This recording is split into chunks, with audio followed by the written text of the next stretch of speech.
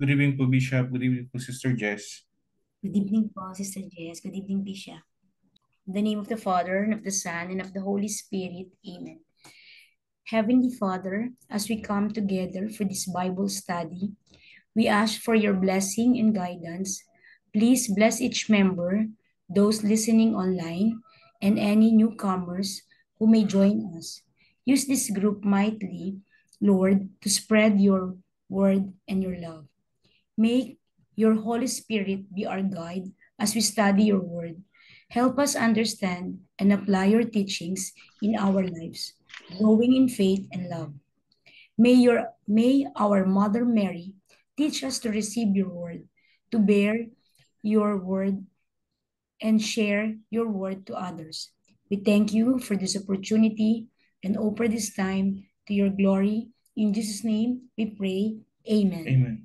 In the name of the Father, and of the Son, and of the Holy Spirit. Amen. Amen. Thank you, God. Good evening po sa Good evening po. lahat. So, ang speaker po natin for tonight is my husband. Ang topic niya po is about Matthew chapter 18, verse 4. Thank you.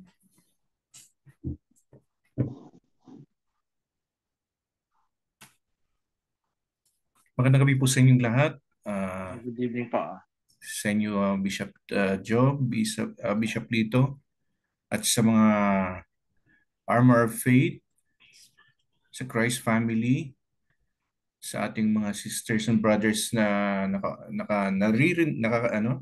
nakikinig ngayong gabi. How to be biblically humble. Yung verse po na i-share ko po, actually yung Matthew 18 verse 4 na whoever humbles himself like this child will be the greatest in the kingdom of heaven. So napakaganda po ng verse na yan dahil parang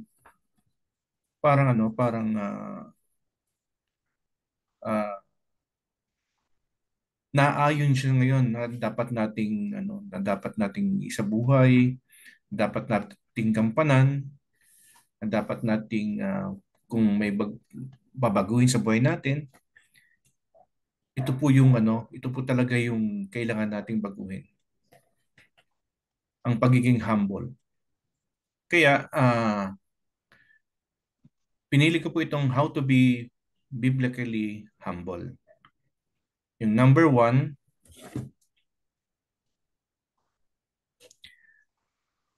remember who's in charge and praise Him. So, sino ba yung in charge sa atin buhay?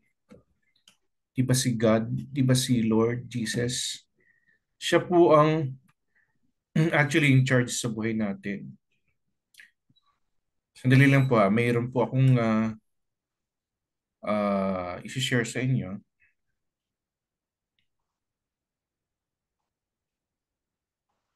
Remember who's in charge and praise Him. It's hard to keep things in perspective if we don't remember who is Lord. Psalm 90 is a good place to start. So, yung Psalm 90, kung binasa ko po siya, napakaganda po ng kanyang nilalaman. Dahil ganito po ang babasahin ko po sa inyo sa Tagalog, yung Salmo 90.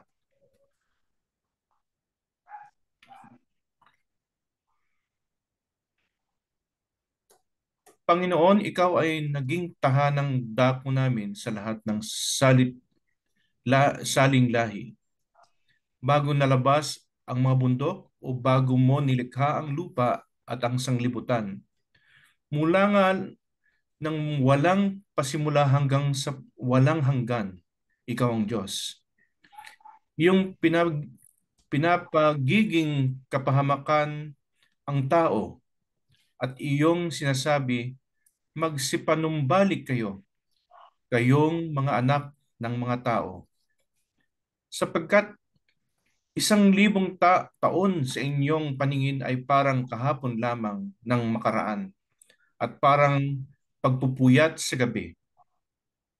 Iyong dinadala sila na parang baha, sila'y parang pagkakatulog. Sa kinaumagahan ay parang damo sila na tumutubo.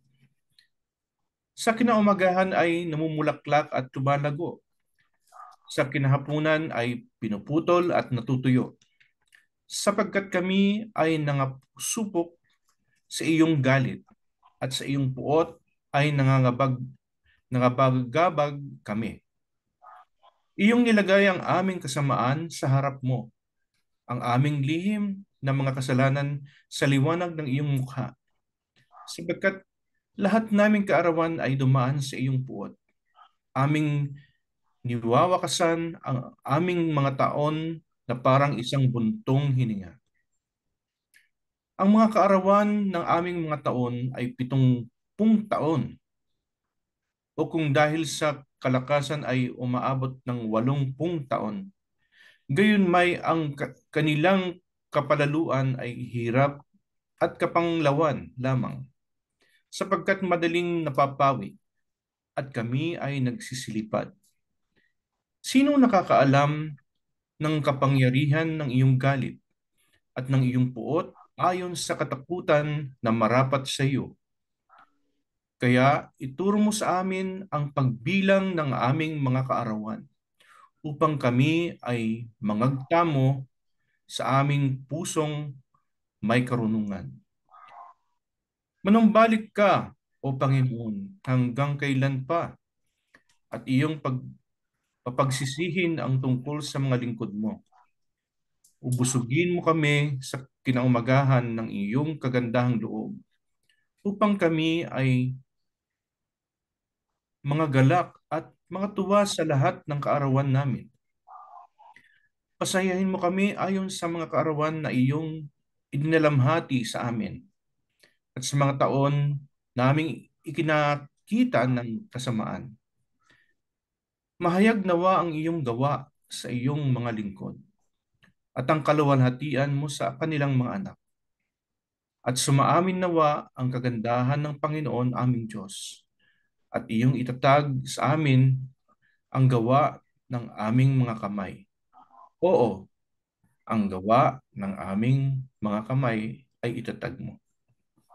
Napakaganda pong dasal kung itong Salmo 90, kung ito po ay babasahin natin araw-araw,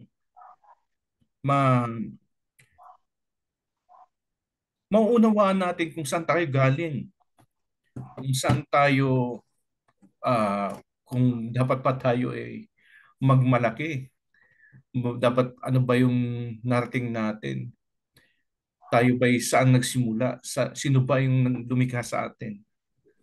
Kaya importante kung sino ang pinagmulan natin. Alamin natin kung sino ang pinagmulan at sino talaga ang ating Panginoon. Kaya importante po na maging lang tayo, para bang ano ba ang ating ipagmamalaki sa buhay natin. Kasi pwede tayong isang iglap lang, deads ka na. Pag sinabi ng Panginoong Diyos, ops, teka, lumalagpas ka na, kailangan mo na magpahinga. Magpapahinga ka. Kaya wala tayong dapat ipagmalaki. Dapat nga sa araw-araw nating ginagawa ay magsaya tayo. Kailangan kasama natin ang Panginoon sa ating pagsasaya. Kasi maraming pagkakataon na nagsasaya tayo, hindi natin kasama ang Panginoon. Parang baliwala natin ang Panginoon dahil mayroon tayong kasiyahan na nakakalimutan natin siya, na dapat lagi natin siyang kasama sa ating kasiyahan. Kasi isang magandang mararamdaman mo ang totoong kasiyahan pagkasama natin ng Panginoon. Number 2 po, pray for a humble heart. Magdasal po tayo ng ng mapagkumbaba. Tayo ay at ask the Holy Spirit to open your eyes to the ways in which pride gets in the way of your relationships. So, lagi tayong nakikiusap sa pagdadasal natin. Hindi po natin didiktahan ng ating Panginoon kasi sino ba mga tayo? Sino ba tayo na para pag nagdadasal tayo, Lord, kailangan ko po ito. Lord, para bang dinidiktahan na natin ng Panginoon sa ating mga pangailangan, sa ating mga dinadasal, dinidiktahan na natin. Lord, bakit nyo naman kinuha ito? Lord, bakit nyo naman ako pinahihirapan? Naalala ko tuloy yung isang dasal na ang sabi dito, sandali po hanapin ko lang yung dasal na yun. Ah,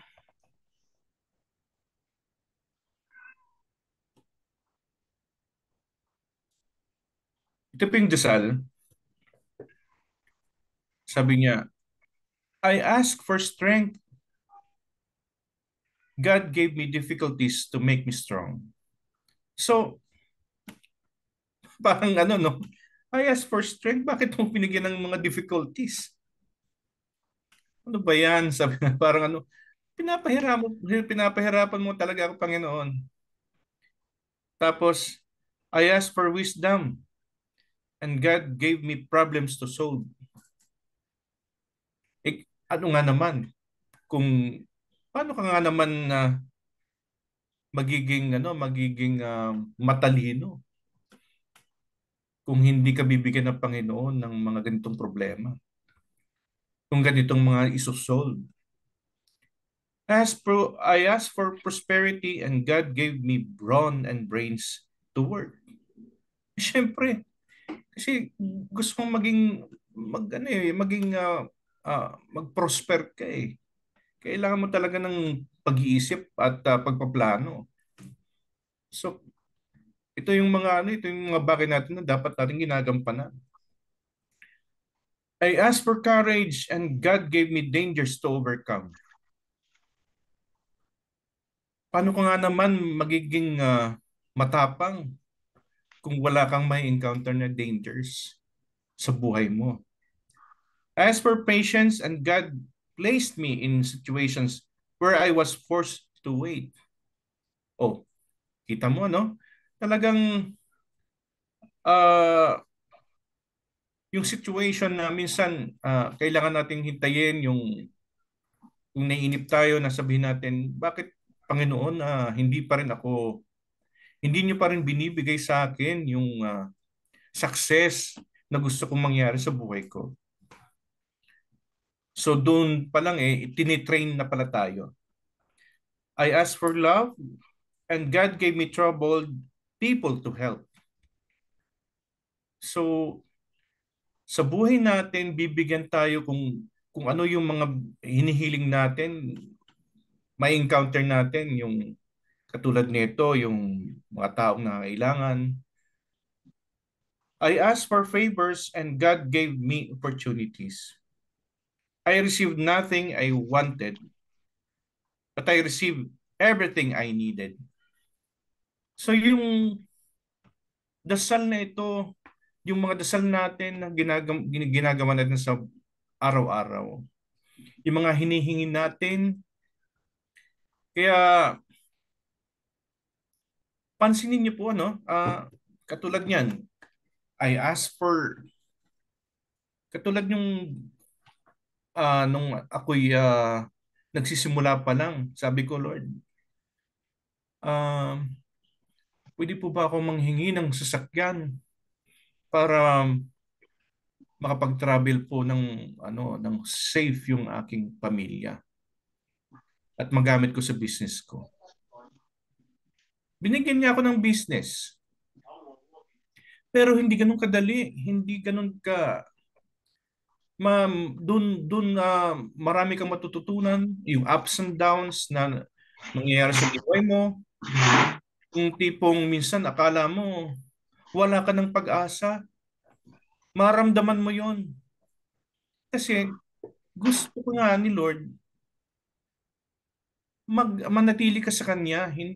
Kailangan maging humble tayo sa Kanya. Dahil alam natin na siya talaga yung magbibigay sa atin ng kaligtasan at mga graces, blessings na hiningin natin sa araw-araw.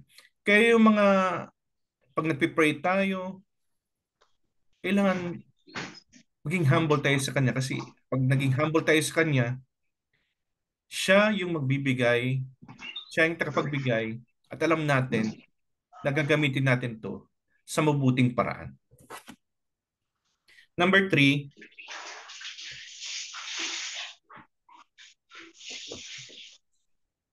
pay more attention to your own faults than to the flaws of others. Confess your failings, but don't obsess, move on. So, pay more attention to your own faults than to the flaws of others. Ibig sabihin, kailan yung sarili mo muna yung yung ayusin mo. Marami kang napupuna sa mga kapaligiran, sa mga tao, sa mga nakikita mo, mapag sabihin mo, ano ba yan? Katagal-tagal naman nung ah, katagal-tagal naman ng ating bayan maging maayos. Di ba? So, ano ba yan? Yung nagsisimba, panay kwentuhan lang.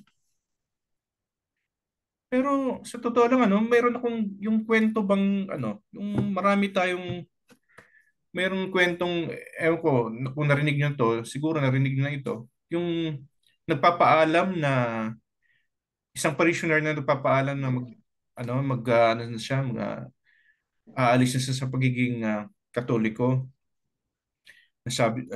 Lumapit siya kay sa pari.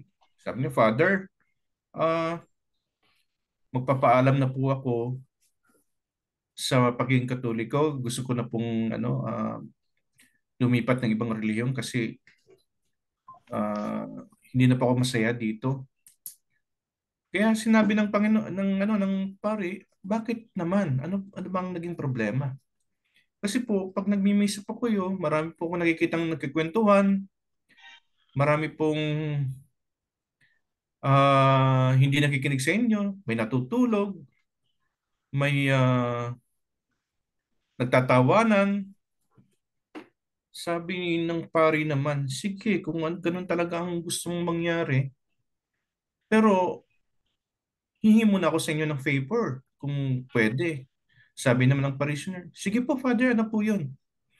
Ah, kumuha ka ng baso, punuin mo ng tubig, at umikot ka ng 3 beses sa simbahan natin.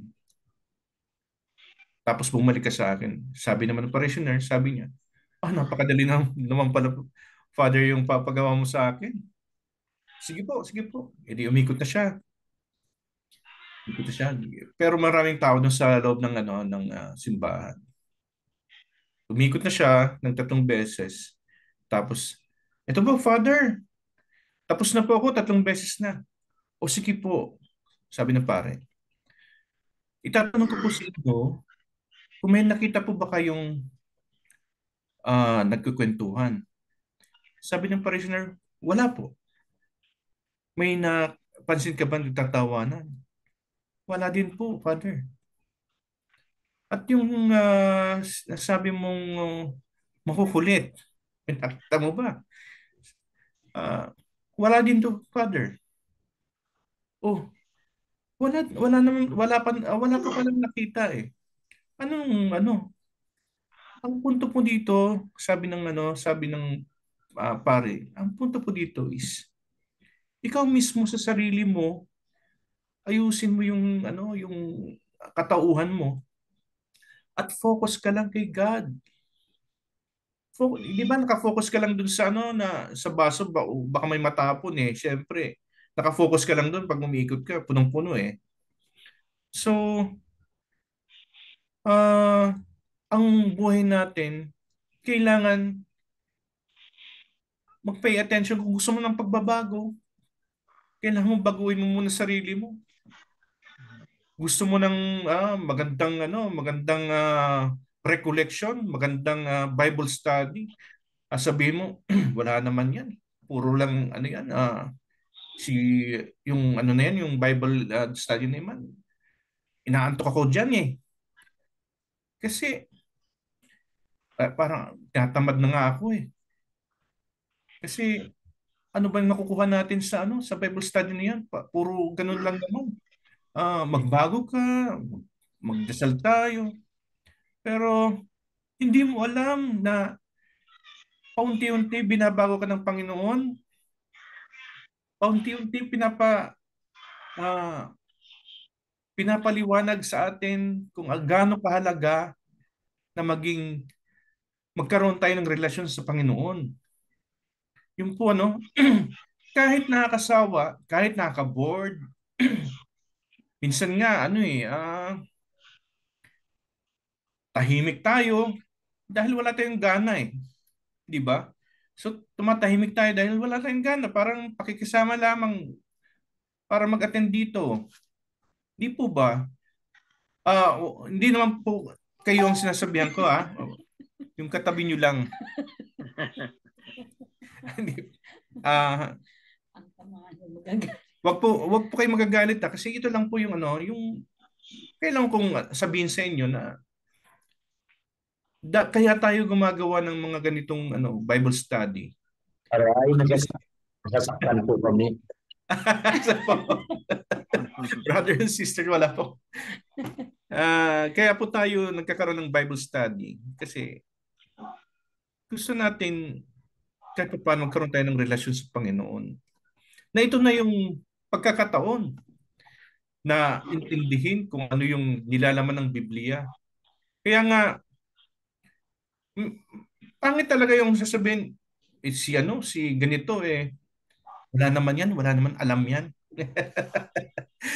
Hindi naman marunong yan eh. Hindi naman nakakaintindi yan eh. Hindi nga marunong magsalita yan eh. Kaya nga, Ang kaya ko rin alam ko rin yan. Mga gano'n, ano? Anyway, so pay more attention to your own faults than to the flaws of others. Yun po. Number 4, baka marami nang nasasaktan kaya medyo hininto ko na. Number 4, don't hide behind your dignity. It's pride's favorite hiding place. Wow, grabe ito. Para bang kumbaga sa yung dignidad mo, minsan pag natapakan, parang ano ka na magwa-wild ka na, sasabihin. Tao lang kita, bakit ako ginaganyan? Kailangang respetuhin mo ako. Di ba? Parang ganun eh. Yung dignidad natin, pag natapakan is parang parang katapusan na ng mundo pag nag-react tayo. Kaya importante, pati ako na ano din ako dito tinamaan din ako dito Don't hide behind your dignity. Ano ba yung dignidad natin? Sa Panginoon ba, yung dignidad natin, may dignity ba tayo sa Panginoon? Na tayo'y makasalanan? Na tayo'y hindi sumusunod sa Kanya? Marami tayong bagay na dapat talagang intindihin sa buhay natin kung bakit kailangan natin itago yung ating dignidad pagdating sa pakikitungo sa kapwa, pagdating sa mga taong nakakausap natin na kung sabihin natin nagkasala sa atin na maraming maraming aspekto na sinasabing natapakan niya kasing ego ko eh. Kaya parang ayoko siyang, ayoko siyang patawarin eh. Dahil parang mali kasi siya eh. Parang ganun, no? Pero yung sabi ng pare, may narinig akong sabi ng pare. Sabi niya, ah, aminin natin ang mga kasalanan natin. Aminin natin yung mga kahinaan natin. Ano ba yung mga kahinaan natin? Yung madali tayong magalit. Dahil, dahil ba may narating ka? Kailangan bang ah, maging ano ka na, maging iba ka na sa kanila? Iba ka na sa mga sa mga mahihirap? Dahil ba ikaw ay presidente ng isang kumpanya, iba na yung magiging pag-uugali mo. Kailangan may pride ka na. Mataas ng pride natin. So ito po yung ito po yung kahit ako po nasaktan po ako sa sa number 4 na ito. Kaya dapat po talaga sabi ko sa sarili ko, napakahina ko po talaga, Panginoon. Pasensya na po kayo. Kasi minsan madali po din ako magalit, lalong-lalo na pagdating sa mga sa road rage, mga ganon. Sa road, nakikita ko yung mga pag-uugali nila. Nasingitan lang. Tapos muntik na mag-away, muntik na magbarilan. Dahil magpapakilala yung isa. Kilala mo ba ako? Hindi mo ba ako kilala? Ay, sino ka ba talaga? Kasi pag sinagot mo ng ganon, syempre, lalong magagalit. Adi, paano nga ba? Paano nga ba ang dapat nating gawin? Ang pinakamaganda sa buhay natin, ang gawin natin, lagi nating alalahanin si Lord. Lord, patawarin niyo po ako dahil parang sinaniban po ako ng demonyo. Kaya parang gano'n, no? Kung minsan talagang hindi natin maiiwasan talaga yung pagkagalit sa kapwa. Pag nagkaroon kayo ng, kung yung ego na natawag, yung pride, yung ego, natapakan yung ego mo, mag-wild na tayo. So, kung hanggat maaari, iwasan na lang natin yung mga gulo. Iwasan natin yung mga ganyang minsan yung hindi kaaya-ayang mga pangyayari. Kasi talagang ito yung kasalanan pa rin talaga. Kung ano ba ang idudulot nito? Pag yung pride ang pinairal mo, ano ba yung dudulot nito? Ito yung magdudulot ng away lamang. Pag ang pride ang ginamit mo, doon ka kumuha ng lakas sa pride mo, mapapariwara tayo. Mawawala tayo sa focus. Mawawala tayo parang magdi-disappear si Lord sa atin. Kasi parang nag-wild ka na eh. Parang nag-ano ka na eh. Nag-wild and then si Lord, kinakapita ka ni Lord. Huwag kang magagalit, huwag kang ganun. Niyayakap ka ni Lord. Pero ikaw ay nagpumiglas dahil nagalit ka.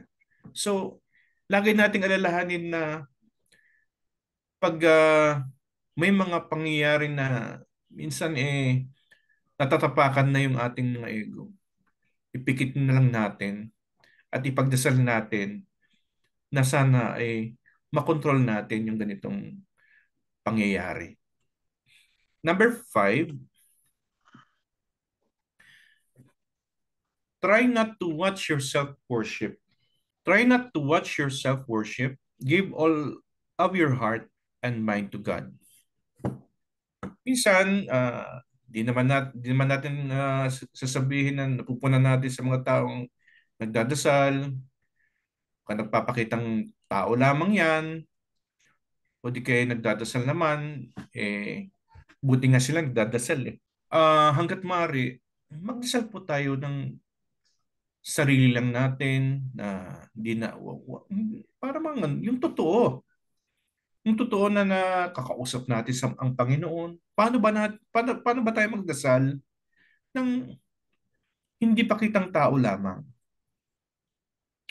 Yung totoo na para bang actually naramdaman ko yun eh. Nagdadasal po ako minsan, napapaluha po ako, naiyak po ako. Dahil naramdaman ko yung Holy Spirit na nandyan lang sa tabi ko. Um, Minsan pag nagdadasal ako mag-isa, yung nakikipag-communicate ako sa Lord, kay Lord, minsan maghanap tayo ng isang oras, hindi isang oras, isang, ng isang, ng isang lugar na tahimik, na yung tipong maririnig mo yung kanyang bulong. Naranasan ko na po yan eh, yung talagang nakapagdasal po ako ng minsan down na down ako, nakipag sa kanya kung anong gagawin ko. Totoo po na talagang i-guide ka kung anong dapat mong gawin. Kahit nga, yun po yung naging ko naging sabi nga ng mga madre sa amin, try to communicate with God, with Jesus in the middle of the night kasi masyado ng yun, tahimik talaga. O yung tipong na wala ka nang marinig na ingay, doon makipag-communicate ka sa Panginoon. As in talagang mararamdaman mo pag na dadapo sa yung Holy Spirit. Mapapaluha ka na lang, hindi mo maintindihan. Hindi mo akalain na para bang meron ng meron mga blessings na mga paparating sa yung mga hinihiling mo sa kanya ay hindi mo expect. Talagang ewan ko lang pero sa akin nangyari po eh. Yung pagpapasalamat ko sa kanya, minsan kahit nakausap ko siya, sabi ko, Lord, napakabuti niyo po. Dahil hindi niyo po pinababayaan ang aking pamilya, ang aking business, ang aking mga tao. So yun po talaga, kailangan natin to eh. Kailangan natin sa buhay natin na magdasal po tayo. Makipag-communicate po tayo sa Panginoon. Number 6,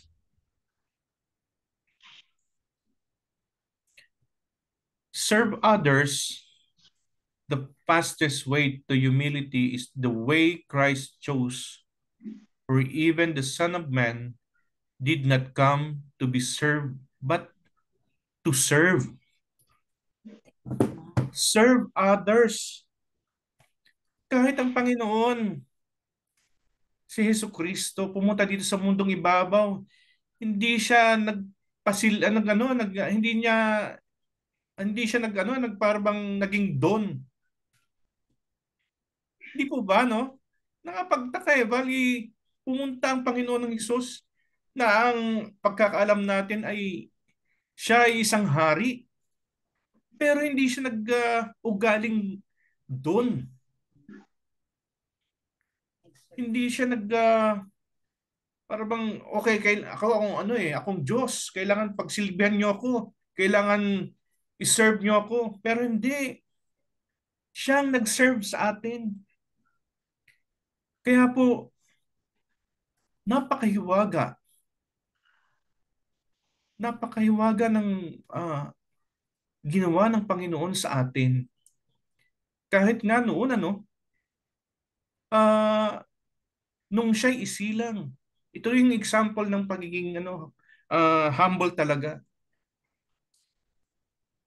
Ang Panginoong ang Father God, hindi siya pumili ng isang hari o isang reyna para pangalagaan ang Panginoong Hesus.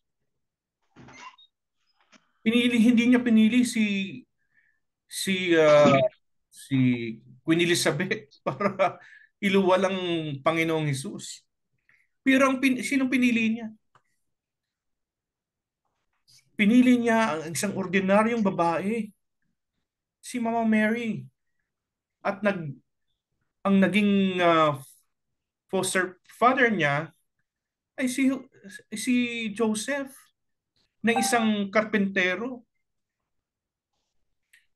So, ngayon, dahil narinig ko yung last Wednesday na may nagtatanong na dapat bang bakit iba-iba yung kasuotan ng Santo Niño?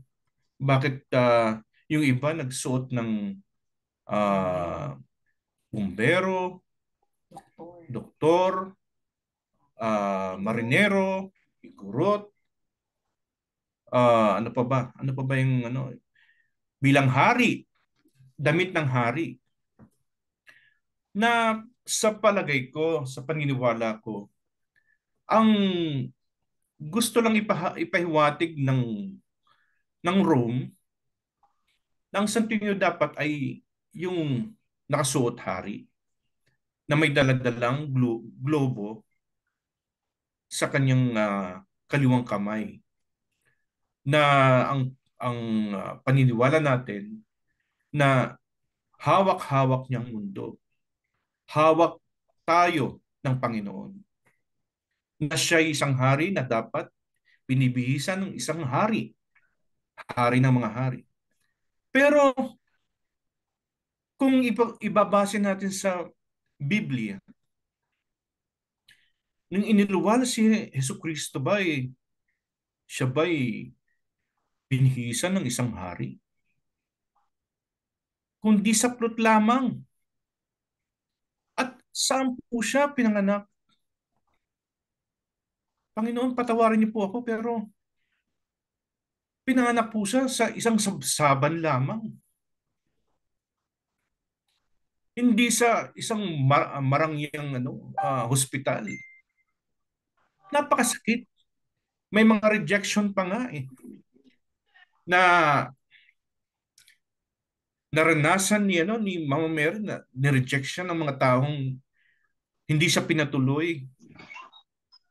Nang daladala niya ay isang manunubos. Ang daladala ni Mama Mary isang hari ng mga hari. Kasi maraming nahiwagaan doon bakit ang daming nagtatanong, maraming gustong magapila na dapat ganito. Ang Panginoong Diyos ay sa totoo lang, base sa Biblia, hindi naman hari si Joseph eh. So, ang nakikita ko ang kasuotan ng Panginoong Diyos. Ang suot niya ay temporary. Sa totoo lang, base sa mga paliwanag ng mga pari, sa aming iba't ibang pari na nagsabi, bakit nga ba iba-iba ang kasuotan? Kasi naniniwala sila sa pananampalataya nila na kasama nila ang Panginoon sa bumbero, nandun siya. Sa mga doktor, pag nagtatrabaho ang mga doktor, nandun ang Panginoon. Pag nandun ang Panginoon sa mga mahihirap. Sa lahat ng aspeto ng buhay natin, kung ano ang katayuan natin, nandun ang Panginoon. Kaya yun po yung paliwanag ng mga pari na narinig ko, kung bakit pwede siyang magsuot ng ibang kasuutan. Dahil ito'y paghahayag ng kanilang pananampalataya. Katulad ng Santo Niño de Praga, de Prague. Ang mga taga-Praga, ito yung kanilang paghahayag at pananampalataya at paniniwala na ang Panginoon ay hari ng mga hari. Kaya binihisan siya ng isang marangyang kasuotan. Tapos mayroon siyang korona na kung sa totoong buhay, ang Panginoong Diyos, ang Panginoong Hesukristo, ay wala talaga nung bata siya, ay wala talaga siyang korona. Pero pagdating sa langit, siya po ay may korona. Kaya kung naniniwala po tayo na ang Diyos ay makapangyarihan sa lahat, ang pinakamataas sa lahat. Huwag na po tayong maghanap ng mga mga maghasik ng mga yung mga questions na para bang hindi na naayon sa Panginoong Diyos. Kasi ayaw na ayaw ng Panginoon na kini-question siya. Ayaw na ayaw ng Panginoon na kaya ka nanampalataya sa Kanya, nakikita mo siya. At nakakatanggap ka ng mga blessings. Ayaw na ayaw ng Panginoon yun. Kaya ka nagsisimba dahil marami kang pera, marami kang biyayang natatanggap. Paano kung wala ka ng biyayang natanggap? Hindi ka na ngayon magsisimba. Di po ba? Kaya nga po, ito yung lesson sa ating buhay. Ang Panginoon hindi niya piniling maging maluwal siya ng isang kaharian. Pero pinili niya na maging mapagkumbaba sa pinakamababang uri ng tao, doon siya. Kaya mga kapatid, brothers and sisters, kailangan natin maging mapagkumbaba. Kasi sa mata ng Diyos, as in a snap, pwede tayong mawala. Pwede tayong sabihin natin, pwede tayong bigyan ng mabibigat na blessings. Pwede tayong bigyan ng maraming blessings, sobrang daming blessings. Pero ang dapat nating isipin kung nabibigyan tayo ng mga blessings na madami, ay huwag natin kalilimutan na mag-serve, na i-share yung blessing sa ibang tao para sa pamamagitan natin maramdaman ng ibang tao na may Diyos. Maramdaman nila na magpapasalamat sila sa Panginoong Diyos dahil may tayo na mayroon na nag-share tayo sa kanila para makaraos sila sa buhay, matulungan sila at ma-advisean sila kung anong dapat nilang gawin.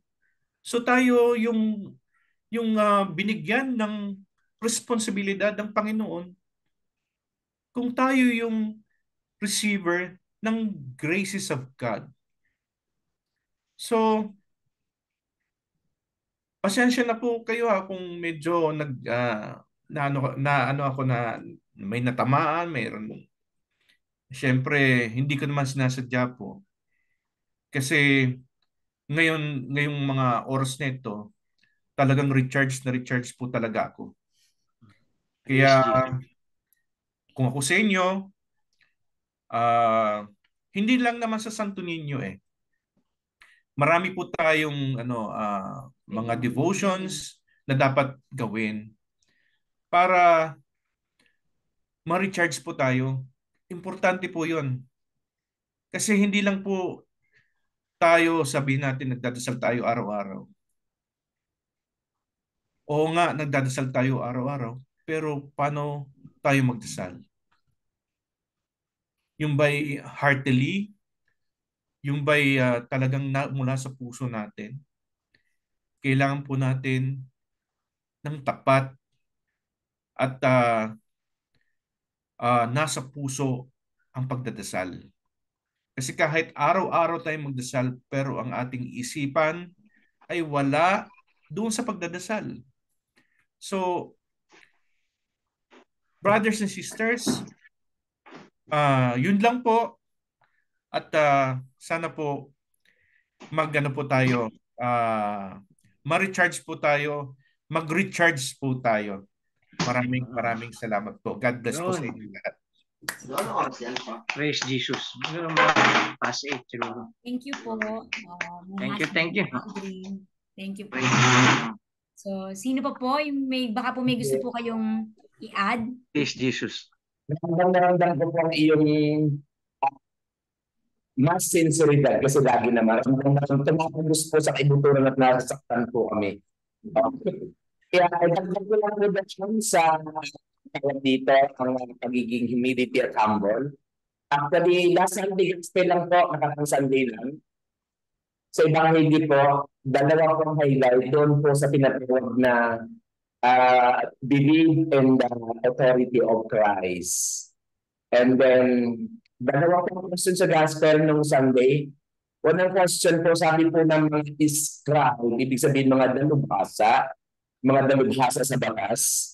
Sinabi niya, sino nagbigay ng authority sa taong to? Kino-question po yung authority ni Christ. Anak lang to ng karpintero. Nag-aral ba ito? Bakit naman ganito to kung magturo at ganun mangaral? Abata, nagmamagaling pa, inutusan pa mga demonyo, mga yata ito.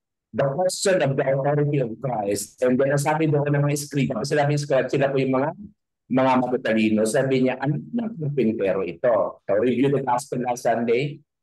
So, kinwestiyon niyo pagkatao ni Christ, ano ng karpintero ito? Ano ito ng sabi nga, ang ordinaryong probinsyana? At nag-aaral ba ito si Kristo? And then, hindi natin pinupuri yung diablo, ha? Pero iba po yung komento ng diablo sa gospel. Eh, sino ka? Kilala kita? Anak ka ng Diyos, anak ka ng kalpastaasan, mabuti. Hindi ko sinasabi pinupuri ka. Pero yung label po, pinlay niya kung sino ka si Christ. Sabi ng label, kilala kita, anak ka ng Diyos, anak ka ng kalpastaasan. Nakarito ka para tuksain mo kami, para gamitin ang iyong kamay na bakal or whatever. So parang to claim the authority of Christ na parang kapag tayo din po ay totally committed and devoted to the Word of God and to God, tayo din po ay pwede natin i-claim yung ating authority. Ano po yung authority? Ang authority po natin, na-enjoy po natin yung love ni God. Ano pong authority natin, na-enjoy po natin yung kanyang mercy, yung kanyang healing, ang kanyang mga himala, ang kanyang mga masaganang biyay pagkakalayo. Ito yung authority natin to claim kung anong mayroon kay Christ. Kung devoted tayo kay Christ. Of course, ino-acknowledge po natin kung meron tayo ng lahat ng wisdom of knowledge, ino-acknowledge po natin kung meron tayo ng lahat ng lakas yaman. Ino-acknowledge po natin na because of Christ, because of Jesus, so that we enjoy everything. Yun lamang po. Thank you. Amen. Thank you po. Praise Jesus, ha? Oo. Thank you, Lord. Bishop, kayo po. Ano po? Siguro po, maikli lang po yung sabihin ko. Una, we praise God, no, for the grace na na-recharge ang bawat isa nung dumalo nung devotion natin sa Santo Niño, no? Grace ng God po yan na para patuloy ang ating relasyon, ugnayan sa ating Panginoong Jesus, no? Pangalawa, actually, yung mga binibigay nyo, pwede po natin i-separate yan eh. Gamitin na po yan sa online recollection. Wala nang discussion. Kasi sa pag Wednesday group tayo, meron tayong sharing tsaka discussion. Pero na isang paraan din, yung mga topics nyo, pwedeng maka-stand yan on its own. Kahit na once a week o parang i-online yan, parang iulitin, no? Yung, sinare ni Brother Aldrin, ulitin yan. At isang po yan, online recollection. Maraming taong magbe-benefit, no, sa spiritually. Halimbawa, ganun din yung talk ni Brother John Paul. Isang recollection din yun. Kahit na 20 minutes, wala nang usapin, wala nang discussion, prayer lang. As is lang yun. Ganun din yung sharing nila, Sister Jessica, ganun sila Sister Emily. Portion meron tayong recollection na naibibigay sa tao. Kasi kung nakikita nyo sa mga Facebook, sa YouTube, may mga online recollection. At yung mga topics nila, yung mga topics nyo, ganun din nakakatulong sa tao. No? Sila na magkapatuloy ng reflection nyo. So bibigyan nyo lang sila ng inputs, tapos sila magpapatuloy nun, no? Ganun din po yung mga sharing nung ibang nag-share dyan, yung mga sila Sister Yoli, no? Marami. Na po yan? Nakita ko paano gamitin ni Lord yung mga sharing nyo bilang online recollection. No? 20 minutes lang, recollection, okay na yun. 20 minutes. Sasabihin lang, mag-share lang, o 30 minutes, o wala nang makakatulong, no? Siguro, pag-usapan po natin yan minsan, kung pwedeng gawing parang outreach natin, paglilingkod natin sa ating kapwa, no? Ayun ang pinaka-ano ng spiritual life, no? Only the humble people can practice charity. Kaya pasalamat tayo kay Lord sa mga ganitong pagbabahaginan, no? Ako lahat naman tayo na recharge, no, sa sharing ni Brother Aldrin. Oo, ang tawag diyan sa sa Proverbs nakikiskisan, no? Parang sword. Habang nagbabahaginan tayo, naghahasaan ng bawat isa. No, nasa Proverbs po 'yan, no? Kaya po importance ng sharing natin. Ang bawat isa sa atin ay naghahasaan, no? Of course, para tumindi ang ating relasyon sa Panginoon, no? Nandiyan po yung laging temptation nung nanlalamig tayo, kaya naging topic natin yung spiritual lukewarmness, no? Lahat po na dumadaan. Kaya napakahalaga na kapag sineselebrate natin ang ating faith, nare-recharge tayo. Ayun po importance ng celebration ng ating faith. Nare-recharge tayo. Kasi pag hindi po sineselebrate ang ating faith, nanlalamig tayo. No? Kaya puri ng Panginoon, nabibigyan tayo ng opportunity na once a year, nagkakaroon ng, ganoon din sa traslasyon ng Nazareno, na-recharge ang kanilang faith pag mayroong celebration. No, ganon. Kaya kita nyo sa Baclaran, daming tao every Wednesday. Kasi na-recharge ang faith nila. Grace ng God yan, pamamaraan ni Lord yan. Sabi nga ni Brother Aldrin, don't question the Lord sa kanyang ways. Don't question the Lord in His ways. Magbow tayo. No? Kasi ano tayo matalino talaga, marunong tayo Ano yung pride, no? Dapat ganito, dapat ganito. Don't question the Lord in His ways, no? Magbow tayo sa kanyang pamamaraan at ang ating relasyon sa kanya ay ilalago. No? Ayun lang po naman talaga lumago ang ating relasyon sa ating Panginoon, no? Kaya siguro pag-usapan po natin to, yung shinare nyo, i-separate natin yan bilang online recollection. Yung topic ni John Paul, 20 minutes, recollection na yan. Topic ni Sister Emily, we are God's work, we are God's handiwork, isang topic din yan. Mga 20 minutes. Ayun na po ang ating paglilingkod sa ating kapwa mananampalataya. No? Sister Jessica, mga sharing, ganun po, no? We praise God, no? So tumaas na po yung level ng ating service sa ating Panginoon. Napuno natin marami nagkakasakit sa ating community, itaas po natin sa ating Panginoon, no? Sister Jessica, Sister Emily, Sister Renita, Brother Alvin, Brother John, Ate Baby, Ate Edith, lahat po na may sakit sa atin sa Armor of Faith, sa San Martin de Porres Church, sa pamilya ni Brother Aldrin. Lahat po itataas namin, Panginoong Jesus. Ayun lang po muna siguro dahil napakarami.